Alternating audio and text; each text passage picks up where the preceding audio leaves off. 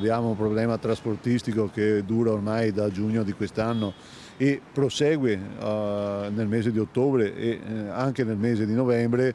Rispetto a questo noi riteniamo che chi ne ha la responsabilità, quindi governo, regione, città metropolitana, comune, autorità di bacino, ci incontri per decidere qual è la quantità di servizio di cui ha diritto Venezia. CGIL, UGL e USB Trasporti tornano sull'avvertenza CTV dopo la disdetta unilaterale della contrattazione di secondo livello presentata da AVM.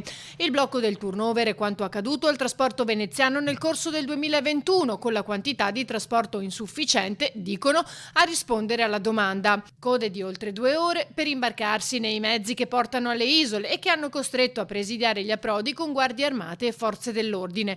Non ultima la questione Green Pass. Sembra che la quantità di trasporto non interessi nulla all'azienda, ma l'azienda si accanisce contro i lavoratori, sia rispetto alla disdetta sia rispetto alla questione del Green Pass, addirittura con una denuncia di richiesta danni. A questo punto riteniamo sia necessario invece fare una denuncia alle associazioni di consumatori perché denuncino i dirigenti dell'azienda rispetto alla quantità di servizi e alla qualità di servizi. In merito all'articolo riportato da un quotidiano locale, però, il gruppo AVM smentisce di aver avviato qualsiasi procedura di denuncia o risarcitoria a carico dei dipendenti senza Green Pass, né di aver dichiarato la volontà aziendale di procedere per cause legali.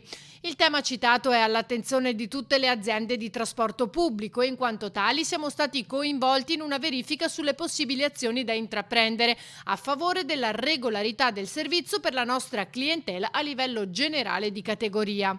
Da parte nostra, ha dichiarato il DG Giovanni Seno, non c'è nessuna fuga in avanti. Noi abbiamo una trentina, una quarantina di autisti che non hanno il Green Pass. L'azienda doveva organizzarsi e non mantenere un sottorganico di un 50-60 persone che ovviamente con la gestione del Green Pass aggrava la situazione.